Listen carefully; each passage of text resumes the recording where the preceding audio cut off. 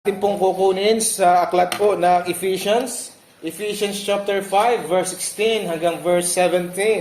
Actually, ito po ay halos kadugtong lamang po ng ating po pag-aaral last week. Ang ating pag-aaral last week is, sinimulan natin yung ating series about prayer of Apostle Paul for the church. Last week, ay ating pinag-aralan is the knowledge of the will of God. Ngayon po, Ephesians chapter 5, verse 16 and 17. Ito po ang sabi po ng Bible, verse 16, redeeming the time because the days are evil. Wherefore, be ye not unwise, but understanding what the will of the Lord is. Okay? So mga kapatid, mapapansin ninyo, may kinalaman ulit sa kalooban ng Panginoon. Ang ating pong pag-aaral ngayong gabi, pinamagandang ko pong prayer of Apostle Paul for the church, knowing what the Lord's will is. Tayo po yung manalangin. Our Lord Heavenly Father, we thank you so much sa biyaya po ng amin pong patuloy na habag at awang natatanggap na kami ay nakapag-aaral pa po na yung mga salita at may pagkakataong matuto at mapagpala. At tawa Panginoon ngayong gabing ito, may you use this lesson and may you use your servant, O God, upang Panginoon, kung sino man po ang talagang tunay na nangangailangan, actually lahat po kami kailangan ito, pero Lord, kung sino man po at this moment ang talagang naghahanap po ng iyong kalooban, may this lesson be a blessing at nawa ito yung answered prayer sa kanilang mga panalangin. Salamat po o Diyos, wala pong mataas kundi kay lamang, tulungan po kami ng iyong banal na Espiritu. Ito po yung dalangin namin, in Jesus' name, Amen and Amen. Knowing what the Lord's will is. Last week is knowledge of God's will. Ngayon po ay knowing talaga, as in pag-alam kung ano talaga ang kalooban ng Diyos. Gaya ng sabi ko po kanina mga minamahal, last week we have started a new series titled Prayer of Paul for the Church. Okay? At atin nga inuna ang knowledge of God's will. In where atin pong natutunan na ang panalangin ito ay napakahalaga mga kapatid, na dapat nating ipinapanalangin sa ating mga sarili at sa ating mga kapatiran. Okay? Napakahalaga sa mga mananampalataya kahit pa sila ay masisigla sa Panginoon. Kasi nga po, last week ating pinag-aralan ay from Colossians chapter 1, kung saan ang mga ipinagpipray ni Apostle Paul na ito ay mga mananampalataya ng Panginoon which have love for the saints, may fruit ng gospel sa kanilang buhay, at meron din pong love in the Spirit. Okay? And not just because ang pagkaalam mga kapatid na because ang pagkaalam ng kalooban ng Diyos ay nagdudulot ng ganito naman pong bunga. Verse 9 and 10. Sabi dito, be filled with the knowledge of God's will. Bakit? Ano pong resulta? Ano po? That ye might walk worthy of the Lord and to all please Him, being fruitful in every good work and increasing in the knowledge of God. Okay? Dahil natutunan po natin na ang isang maling desisyon, na isang tao kahit pa siya ay spiritual, pag nabili siya ng desisyon sa buhay ay maaaring mag-lead sa kanya, sa ika nga po ay paglayo, unti-unting paglayo o panghihina sa Panginoon. Dahil walang tunay na malapit sa Diyos na malayo sa kanyang kalooban. Tandaan niyo po yan, Walang tunay na walang makapagsasabing malapit ako sa Panginoon and yet ang layo niya sa kalooban ng Panginoon. And since ganun pala, ka-crucial ang buhay natin as Christians na dapat sikapin natin na tayo po ay nabubuhay sa kalooban ng Diyos. Kaya naisip ko mga kapatid, supposed to be ibang lesson na aking ilalesson. Naisip ko, bukod sa ituro ko sa inyo na dapat tayo mag-pray ng kalooban ng Diyos, nagbulay ako na bakit hindi ko kayo gabayan kung paano hanapin kung ano talagang kalooban ng Diyos. Okay?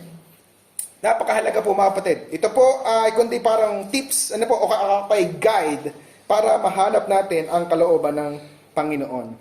Mga kapatid, ang pagdesisyon po ay parte ng buhay. Tama? Ang pagdesisyon, talagang parte po yan ng buhay natin. Halos lahat ng bagay na ating ginagawa ay nagdidesisyon tayo. Tama po? Okay? Pagising pa lamang po sa umaga ay may desisyon ka na agad gagawin. Ano yung desisyon yan? Babangon ba ako o matutulog pa na kaunti? Tama? Yung palang desisyon na agad. At crucial din yon. Right? Either malate ka o may maapektuhan lang yung trabaho. Ano po? Malamig. Liligo ba ako o hindi? Pagka umaga. Okay? Alin na susuotin ko today? Okay? Ang mga bagay na yan ay maliliit na bagay and typically, ikaw lang ang apektado kung ano man ang piliin mo o gawin mo. Pero may mga desisyon mga kapatid na napaka-crucial na hindi pwedeng bastahin dahil either ito ang magde-determine ng course ng buhay mo. Tama? At di lang yon, posibleng hindi lang ikaw ang apektado ng magiging desisyon mo. Okay? Just to give you an example, mga kapatid, makaka-relate kayo lahat dito. To give you an example, mga kapatid, ng isang pagpili, na posible, sa pantaong pananaw lang naman, posible na iba ang naging buhay mo ngayon kung iba ang pinili mo. Ano yun? Halimbawa, saang school ka papasok? Tama? At anong course ang kukunin mo sa college? Right? Kung iba yung pinili mo, posibleng ibang tao ngayon, kasi ibang mga tao makakasalamuha mo, tama? At kung iba yung course na kinuha mo, ibig sabihin, hindi ka ikaw ngayon. Dapat malahil sa ibang lugar ka or what? Right? Pero yun po isa pang taong pananaw lang. Okay? So, if you are a Christian, makita natin how important it is to know what the will of God is in our life. Sabi po ng ating text, ng ating main text, redeeming the time because the days are evil, wherefore be ye not unwise, but understanding what the will of the Lord is. Kung mapapasin niyo po yung naka-underline din na be ye not unwise. In other words, do not be foolish. Huwag kang maging mangmang. Okay? Mga kapatid, alam niyo kung saan nakuha ni Paul yung idea na yan? Sa Proverbs. Look at this Proverbs. Sabi ng Proverbs 28:26, he that trusted in his own heart is a fool. Siya na nagtitiwala sa kanyang sariling puso, sa kanyang emosyon, sa kanyang nararamdaman ay isang mangmang. But whoso walketh wisely, he shall be delivered. Mga kapatid, namulat tayo sa mundong ito, mga kapatid, namulat tayo sa mundong ito na, sa ganitong kasabihan. Follow your heart. Tama? Tama? Nakagis na natin yung kasabihan yan. Sundin mo ang puso mo. Sundin mo kung saan ka sasaya. Tama? Kung saan ka happy. Right? Pero, not knowing, na sabi mismo ng Diyos, na mismong author ng Bible, ang sabi, kamangmangan yan. Why? Alam niyo ba, may ganitong verse, paalala na po sa mga bisita namin, kung hindi kayo pamilyar sa mga talatang ito, tingnan niyo po ang sabi ng Jeremiah 79. The heart is what? Deceitful above all things. Ang puso ay mangdaraya ng higit sa lahat ng mga bagay. Siya po ay mandaraya ng higit sa lahat ng mga bagay and desperately wicked. Who can know it? Bible po nagsabi, ang puso daw po ang pinakamandaraya higit sa lahat. Tama naman po eh. Right? Sadya namang ang puso ang pinakamandaraya sa lahat dahil talagang, ika-cloud niya ng iyong kaisipan, ang iyong nararamdaman, apektado talaga kung paano ka mag-isip. Yan niyo po yung mga baliw sa pagmamahal. Tama? Yan niyo po ang mga tao pagka halimbawa ay nabulag ng kanilang mga nakita o naramdaman na hindi na sila logical na nag-iisip. Ano po? Mga kapatid, ganyan po talaga ang sabi ng Bible. Now, kung ganyan ang katotohanan, wag daw natin pagtiwalaan ng ating puso. So, let's go to our lesson. With a question, what is the will of God in my life? To be honest with you, mga kapatid, kung ako ang inyong tatanungin, my honest answer is this. It is very, very hard para alamin kung ano talaga ang kalooban ng Diyos. Napakahirap sagutin yan. I as a pastor, ang pwede ko lang gawin ay i-guide kayo. But in the end, ikaw at ang Diyos ang pinaka nakakaalam. Okay? Kaya dapat regular kayong nag-uusap. Regular mo rin siyang kinakausap. That's why, ito po ilan sa mga tips ko. Number one, knowing what the Lord's will is. Number one, focus on the things that you know for sure. Mag-focus ka sa mga bagay na alam mo for sure. Okay? What do I mean dyan? Okay? If you focus on the things that you don't know, mafu-frustrate ka talaga kasi hindi mo nga alam. Halimbawa, saan ba talaga ako nais pumunta ng Panginoon? Halimbawa, may dumating na oportunidad. Ang tanong ay, Panginoon, ito po ba ay blessing na opportunity o baka naman ito'y bitag ng kaaway baka ako'y mapalayo? Ang hirap ng mga ganung mga uri ng ng sitwasyon. At ganyan mga kapatid talaga, ang mga ganyang bagay ay struggle at tunay po na nararanasan ng maraming mga mananampalataya. At marahil naranasan nyo na din sa inyong buhay. Pero mga kapatid, some wise words to live by. Okay? When you are met, look at this, when you are met with something you don't know, go back to what you do know. Okay? What do I mean? Ito po, practical application. Hindi, halimbawa, with regards sa relationship, hindi mo man alam kung sino ang kalooban ng Diyos sa iyong buhay, halimbawa, sa pag-aasawa, pero may isang bagay na alam mo. Hindi mo man alam ang kalooban ng Diyos kung sino yung makakapareha, ito yung isang bagay na sigurad na tiyak. 1 Thessalonians 4:3. For this is the will of God, even your sanctification, that you should abstain from what? Fornication. Okay? Lumayo sa sexual immorality. Okay? Yun ang sinasigurado. Na parang kung hindi ko ba alam kung sino kalooban ng Diyos sa mga binata, dalaga at sa alala na sa may mga asawa, umiwas sa sexual immorality dahil sabi, yan ang kalooban ng Diyos ng iyong sanctification. Okay? Sunod. Hindi mo man alam kung saan ka pinapupunta ng Panginoon. Example, work or what, something like that. Pero isang bagay yung sure tayo. Ano yun? 1 Thessalonians chapter 5 verse 18. In everything, give thanks. For this is the will of God in Christ Jesus concerning you. So, anong puntos? Hindi mo man alam kung saan ka pinapupunta ng Panginoon, pero kung ano mang meron ka ngayon, at kung nasa ka ngayon, lagi kang magpasalamat. Tama? Focus on what you know, for sure. Ngayon ay kahit kung ano mang meron ka, ipagpasalamat mo pa rin yan sa Panginoon. Kahit gusto mo nang umalis, halimbawa, talagang hiningi mo sa Panginoon, alisin mo na ako dito, pero hindi ko pa alam kung saan ang kalooban, pero magpasalamat ka muna at maging grateful ka pa rin sa kung ano mang meron ka. Tama? Yun talaga ang kalooban ng Diyos. Hindi mo man alam kung anong pinagagawa sa iyo ng Panginoon, pero isang bagay ang dapat mong ginagawa. Alin yun? For this is the will of God, that with well-doing, ye may put to silence the ignorance of foolish men. Ano yung ibig sabihin ng talatang yan, mga kapatid? Ang sitwasyon dyan, mga kapatid, ay maraming tao na sa mga mananampalataya na sinusulatan ni Peter, maraming nagpe-persecute, niloloko sila, kinakantsawan sila. Sabi niya, huwag mo silang patuwan, patuloy ka lang gumawa ng mabuti. Okay? Yan ang isang bagay na pinagagawa ng Diyos. Hindi mo pa man alam kung anong kanyang plano sa buhay mo, basta gumawa ka lang ng mabuti at mabuhay ka na may kaluguran, na nakalulugod sa Panginoon. Live a good life. Upang patahimikin ang mga tao na nangungutya sa iyo. The point, mga kapatid, ay ito. Kung hinahanap mo ang kalooban ng Diyos, lalong hindi mo matatagpuan kung namumuhay kang hindi niya kalooban. Right?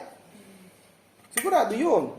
Sinasabi mong, sorry, hinahanap ko kalooban mo, pero buhay mo naman ay malayo sa Kanya. Hindi kayo magkakatagpo. Right? Hindi natin siya nakakausap verbal. Tama? Pero ang kanyang salita, Bible, mga kapatid, ay naririto lamang sapat sa lahat ng iyong pangangailangan. Kaya magbasa ng Bible at laging makinig ng mga mensahe ng Diyos. Dahil baka doon ka kausapin ng Panginoon. Pangalawa, give your will to God. Give your will to God. Okay? God said in Jeremiah chapter 29 verse 13, sabi po dito, and ye shall seek me and find me when ye shall search me with all your heart. Okay? Sabi ng Panginoon, hanapin niyo ako, masusumpungan mo ako, kung ako'y hahanapin mo ng iyong buong puso. Hindi daw half-hearted, mga kapatid, buong puso. There's a question, mga kapatid, sa bahaging ito. Do you really ask, na kailangan mong itanong sa iyong sarili? Okay?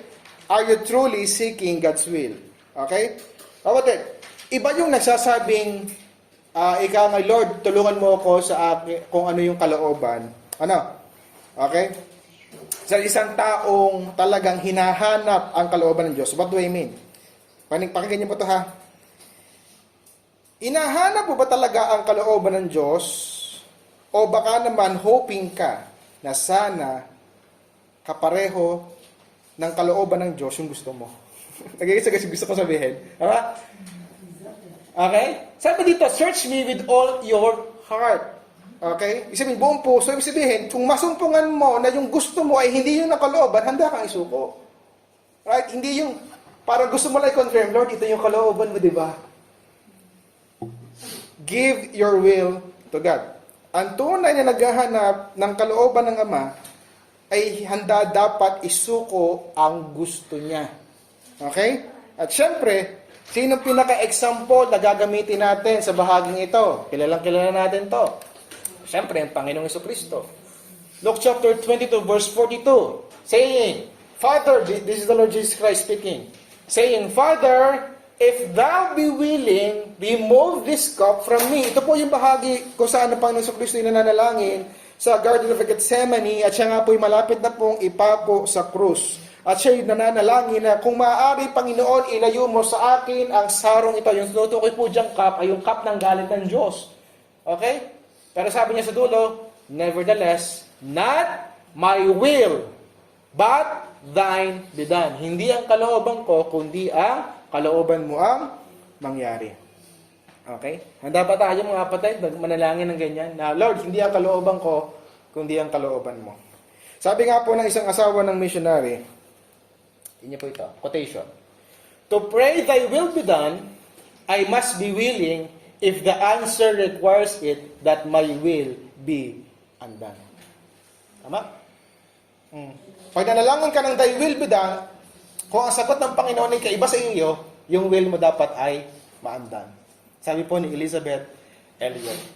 Okay? Yan, yung ito po yung asawa ng missionary, gumawa po siya ng libro, kasi yung asawa po niya namatay sa mission field. Okay?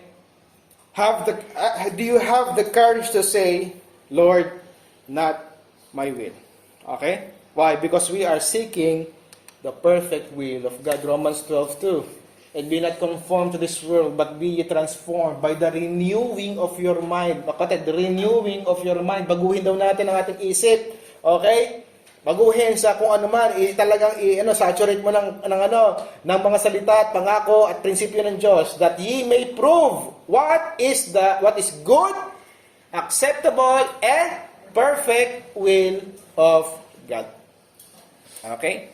Sabihin, tayo dapat ay open-minded sa kalooban ng Diyos. Hindi yung closed-minded na, hindi, ito talaga gusto ko, alam ko ito talaga, no? Dapat isuko mo sa Panginoon ang iyong kalooban. Okay?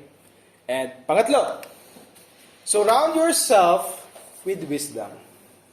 Surround yourself with wisdom. Ang naghahanap ng kalooban ng Diyos ay isang personal na bagay talaga yan. Ikaw at ang Diyos. Sabi ba, ikaw at ang Diyos ang nakakaalam ng bagay na yan. Pero it doesn't necessarily mean mag-isa mo itong haharapin. Okay? Hindi po. Look at this verse. Proverbs chapter 11 verse 14. Napakaganda. Babasa po kayo ng Proverbs. Ang dami pong wisdom talaga dyan. Okay? Sabi po dito, where no counsel is, the people fall. Pagka walang mga tagapayo, ang mga tao ay nabagsak o natatalo. But in the multitude of counselors, yung madaming tagapayo, there is safety. Okay? Sabi, multitude. Take note, multitude, hindi ba sa dalawa lang? Okay? Hindi man pong ibig sabihin niya na siya, tanungin ko lahat ng members ng church. No. Sabi ko, with wisdom. Isurround mo ang sarili mo ng wisdom. Hanggat maaari ay makarinig ka ng iba't ibang wise perspective ng mga tao na pinagkakatiwalaan mo at alam mong makatutulong sa iyo. Either ang mga taong yan, kaya mo sila tatanungin ng payo nila o ng counseling nila, ay baka dahil naranasan nila ang kapareho mong sitwasyon. Tama? O kaya naman, kaya ka lumapit sa tao yun dahil alam mong napaka-well verses sa Bible at talagang baka may alam siya mga verses na pwede niyang i-relate sa kung ano bang iyong nararanasan. O kaya naman, ay ito yung taong pinakakilala ka. Yung handa kang i-rebuke dahil alam nga niya ang iyong sarili. Kilala ka niya. Na parang, kilala kita, alam kung ano lang yan. Tama? Okay? So yan po. Surround yourself with wisdom. Higit doon mga kapatid, sa kumbaga makakarinig ka ng iba't ibang perspective, payo at ganyan. Okay? Ang maganda pa noon ay marami ding mananalangin para sa iyo. Tama? So the point is, nais mong magkaroon ng isang intelligent decision. Hindi pa basta-basta. Ano? Be open to what they have to say. Pero not necessarily para sundin mo yung pinakamaganda sa iyong pandinig. Sabi ko nga sa inyo mga kapatid, hindi laging hindi dapat emosyon ang manguna. Okay? Hindi yung pinakamaganda sa iyong pandinig, kundi praying ka na gamitin kung sino man sa kanila upang ilapit ka sa tunay niyang kalooban. Okay? Look at this verse. Proverbs 18:21. Death and life are in the power of the tongue, and they that love it shall eat the fruit thereof. Kapatid, ito po ay verse na paalala sa mga nagka-counsel naman. Okay? Sa mga nilalapit at pinagkakatiwalaan ng mga tao na hanapin ang kanilang plano sa buhay. Okay? Kapatid, pag nalapitan ka as for counseling, kapatid, seryosohin mo ang pagpapayo. Hindi to joke. Kasi baka ikapahamak nila o niya pag nagkamali tayo ng sinabi. Bakit? Ang sabi ng Bible, death and life ay nasa kapangyarihan daw ng dila. Tama?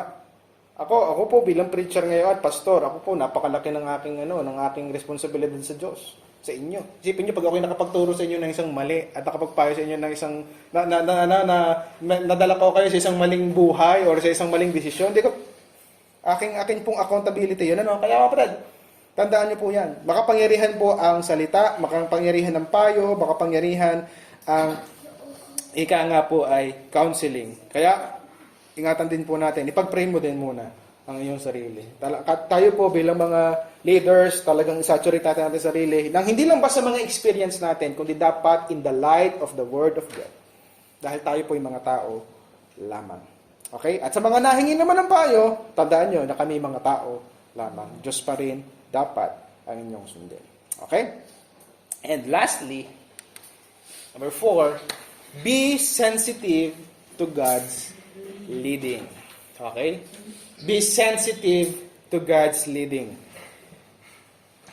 Kung lubos mong hinahanap, ito po, dito nawawala pag ako'y nagka-counseling. Kahit anumang pong mga tanong yan. Be sensitive to God's leading.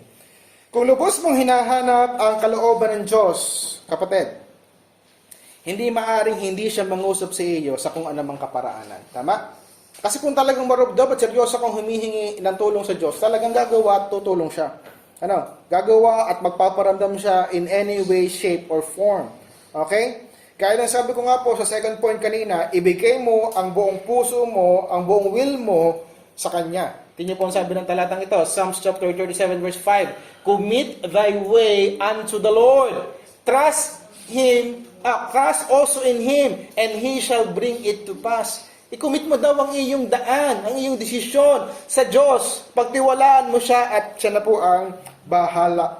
Okay? To give you an idea on what I really mean, mga kapatid, meron pong ganitong uri ng pangyayari sa Bible, and ito po ay during Apostle Paul's mission. Tingnan niyo po ito ha. Kaya po sabi ko, be sensitive to God's leading. Kasi ang Diyos po gumagawa din ng ganito mga kaparaanan. Acts chapter 16, verse 67. Okay? Si Apostle Paul po, at saka po, sinong kasama nito? Si Silas. Now, when they had gone throughout Phrygia and the region of Galatia, dahil nga po sila nagmi-mission, and were, look at the verse, forbidden, by whom? By the Holy Ghost, by the Holy Spirit, to preach the word in Asia. Take note mga kapatid ha, ang kanilang balak gawin sa Asia daw ay mag-preach. Pero anong ginawa ng Holy Spirit? Sila daw ay pinagbawalan ng Holy Spirit. Pinagbawalan sila ng Holy Spirit. Okay? Take note mga kapatid, mga ngaral ng salita ng Diyos. Kalooban ng Diyos yan, mabuting gawain yan. Okay? Pero hindi yun ang plano ng Panginoon sa kanila. Mismo si Paul at saka si Luke na nagsulat niyan, ang sabi, ay hindi sila hinayaan ng Holy Spirit na makapunta doon. At ayon mismo sa kanilang testimony, Diyos ang pumigil sa kanila na pumunta sa isang lugar at hindi lang once, but twice. Dahil sabi ng verse 7, after they were come to Mysia, they essayed to go to Bithynia, but sabi?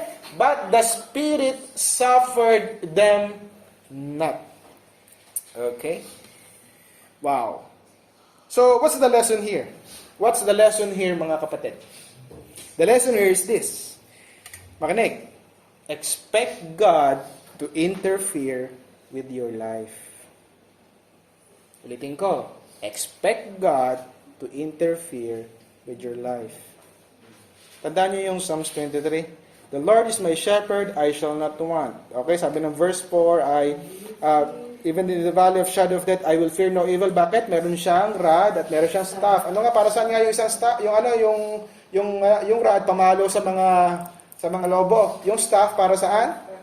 Pangkawit ng ulo ng sheep. Ganon. Pag alam ng Diyos na hindi kalooban yon, yung Cain, parang yung Cain hihilahin ko pabalik. Sabihin sa iyo, hindi yan. Okay? Either hindi matuloy yung plano mo, magkasakit ka, may mangyaring hindi maganda. Bakit? Expect God to interfere with your life kasi siya yung iyong mabuting pastor. Mabuti ang kanyang nais sa iyo at siya yung iyong ama at hindi kanya basta pababayaan. Right? So be sensitive, mga kapatid, with God's leading. Okay? Tingnan natin sa verse. Proverbs chapter 16 verse 9. A man's heart deviseth his way. Ang tao daw ay nagpaplano sa kanyang puso ng maraming mga bagay.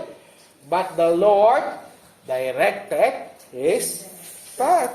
Ang Diyos ang naghahanda o nag-establish ng kanyang daan.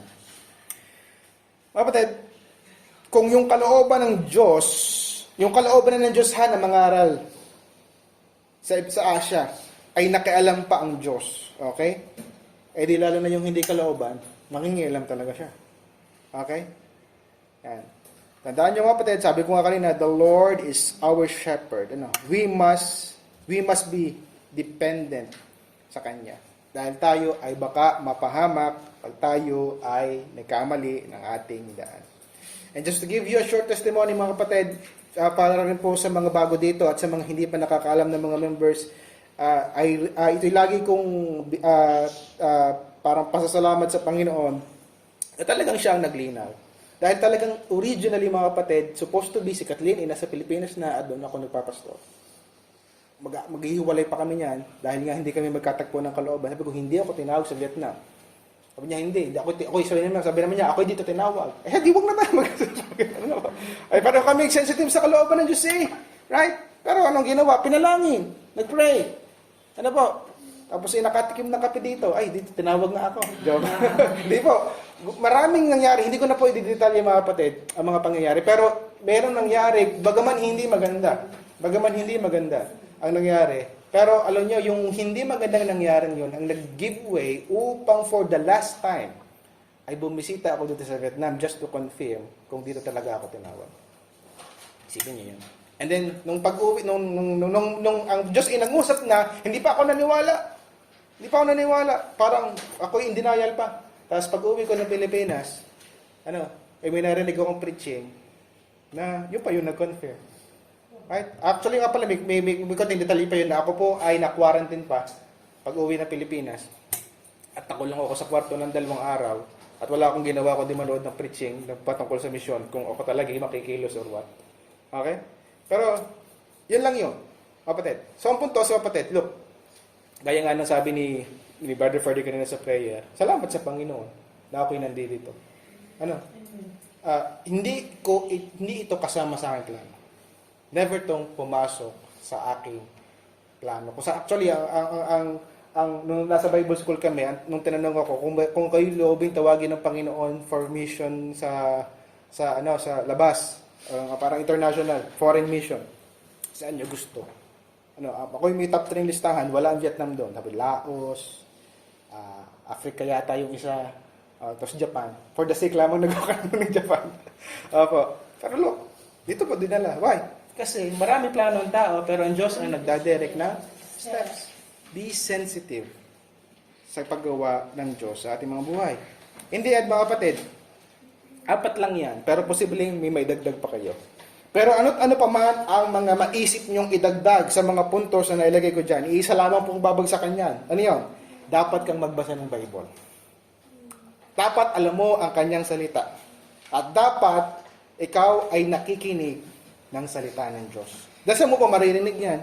Siyempre sa Diyos mismo, sa mga mangangaral at mismong sa kanyang salita pag ikinagbasa. Okay, why? Because the Bible is our light. Look at this. Psalms 119 verse 105. Thy word is a lamp unto my feet and a light unto my path. Okay? Kailangan mo ng liwanag sa mga hakbangin mo sa buhay. At ano yon? Sabi ng psalmist, ang salita ng Diyos yun. Ang salita ng Diyos yun. Okay? So, kapatid, how to know the will of God? Focus on the things that you know for sure. Give your will to God. Surround yourself with wisdom and be sensitive to God's leading. Salamat po sa Panginoon. Tayo po'y manalangin. Our Lord Heavenly Father, again, we thank you so much for this wonderful, wonderful evening. And we hope